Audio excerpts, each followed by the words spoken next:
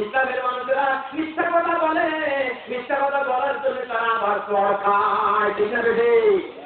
কোরআন চলে যাবে, হাদিস চলে যাবে, ইসলাম চলে যাবে। যারা ইসলাম কবুল করবে তারা জীবনে কোন ইসলাম কবুল করবে না। বললেন ইসলাম মিথ্যা কথা বলে, নবীর নাজর সমস্ত লোকেরা মিথ্যা কথা বলে, মিথ্যা কথা বলার কারণে চড় খাইয়ে মরে। আল্লাহ তুমি বিচারটা পরিচালনা করে দাও। আমার বন্ধুগণ হঠাৎ করে রায় হয়ে গেল, আর কোনো কথা হবে না, বিচার দিতে হবে। ও ইহুদিরা, তোমাদের ভিতর থেকে কোন লোকটা আবু বকরের মুখে ঘুষি মারবা তাড়াতাড়ি করে রেডি হয়ে যাও। আমার বিচার কোরআনের বিচার, সত্য বিচার। বন্ধুগণ ইহুদিরা শক্তি বেড়ে গেল, মিথ্যা মামলা আসামি দিয়ে ফাঁসি করারে বাধা হয়ে গেল, মিথ্যা মামলা আসামি দিয়ে আজকে ফাঁসি হয়ে গেল। এভাবে করে ইহুদিরা হাতে এবার আর ইসলাম টিকবে না, কোরআন টিকবে না, হাদিস টিকবে না। জলের মতন মুহাম্মদ আবার তার ধর্মে ফিরে যাবে, না তুজার মান সম্মান বেড়ে যাবে। বলেন নাউযুবিল্লাহ।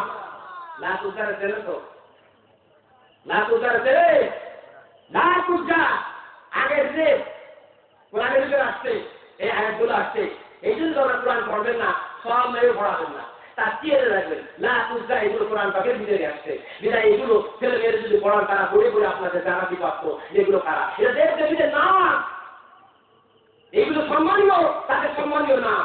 এই নামের যারা ব্যঙ্গ করেছে তাদের হাত পা কেটে কেটে টুকরো টুকরো করে ফেলা যেতে। ইহুদি কাফেররা বড় বড় বড় বড় কাফেররা তারা টুকরো টুকরো করে ফেলে, তারা দেবতার যারা অবমাননা করে। ঠিক না বেরিয়ে বলেন?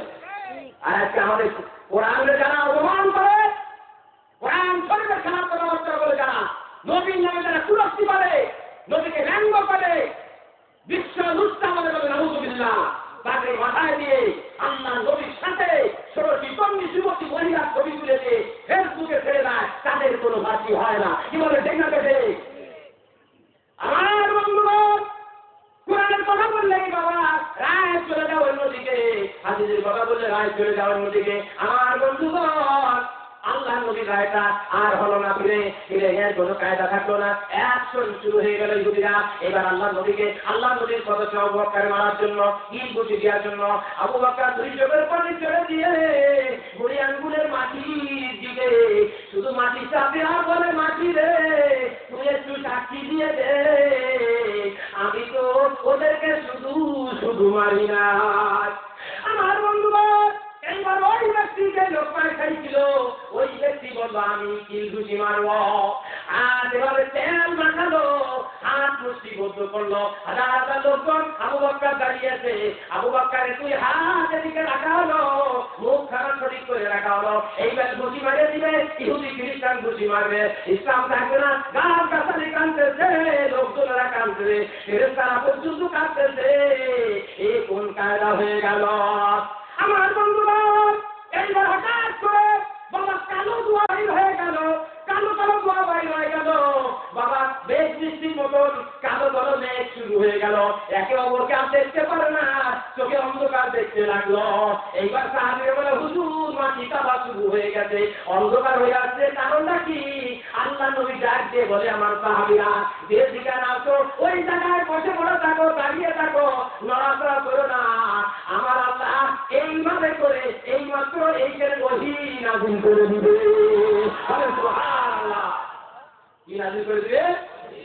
ওহী তো বলেন, ওহী তো বলেন মানে কি? আল্লাহর একটা পানি আসতেছে, রাসূলের কাছে একটা কথা আসতেছে, যেটা জমিন কাঁপতেছে, আকাশের মেঘের মতো ধোঁয়া হয়ে যাচ্ছে, কালো অন্ধকার হচ্ছে। ইহুদিরা কাউকে দেখতে পারলো না, আবু বকরকে দেখতে পারলো না, বুঝিয়া দিতে পারলো না। হঠাৎ করে জিবরাইল নবী আসে, আল্লাহ নবীর কাছে একটা ওসিয়ত হয়ে গেল, হুজুর লাব্বাইক লাব্বাইক, আমি জিবরাইল হাজির হয়ে গেছি। সন্ধান তো কথা শুনতে চলে যাবেন নাকি? ছেড়ে দিই আমি, ছেড়ে দিলে ভালো হয় নাকি? তাহলে জিকির করেন লা ইলাহা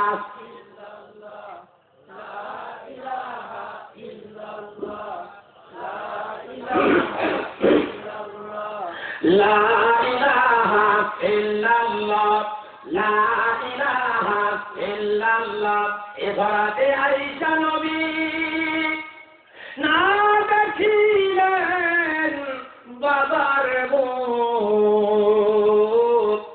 6 বছরের কালে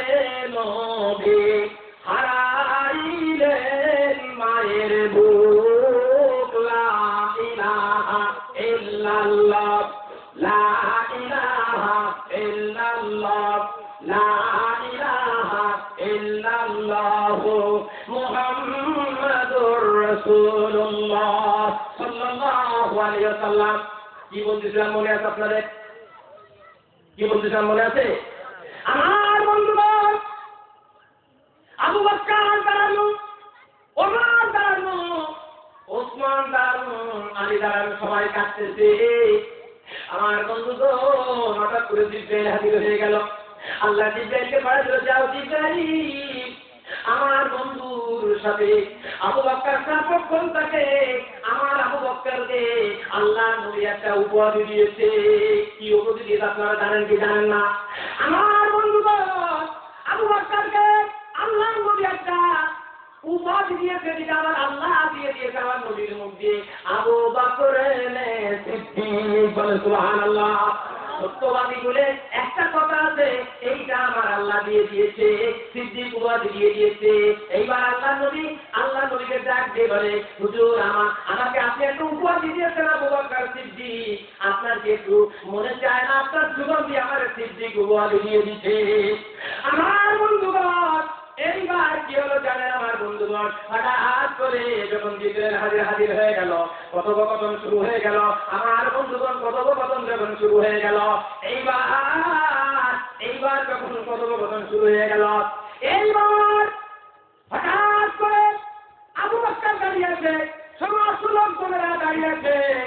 আমার বন্ধুগণ, হঠাৎ করে 16-17 বছরের একটা যুবক ছেলে হঠাৎ করে এই লোকজনের দিকে বের করে আল্লাহ নবীর পা মুবারক জড়িয়ে ধরেছে। বলেন সুবহানাল্লাহ।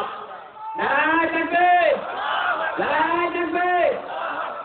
বসেন, ওরা মেহমান চলে আসছে, আপনারা শুনতে পারেন। আমি আমার কথাটা একটু শেষ করে দিই, অল্প সময় দিলে শেষ করে দিই। কি বলেন আপনারা? আগে শেষ করে দিব। আমার বন্ধুগণ, এইভাবে করে আল্লাহ নবী এইভাবে করে দাঁড়িয়ে আছেন। হঠাৎ করে একজন যুবক বাবা একটা চাদর মুড়ি দিয়ে, 17-18 বছর একটা যুবক ছেলে একটা চাদর মুড়ি দিয়ে আছে, আল্লাহ নবীর পা মুবারক জড়িয়ে ধরলেন। হুজুর, আমি বলতে চাই আপনি আবু বকরের বিচার রায়টাকে পাল্টাইয়া দিন। বলেন সুবহানাল্লাহ। কি বলছে? আবু বকরের বিচারটাকে পাল্টাইয়া দিন। হুজুর পাল্টাইয়া দিন।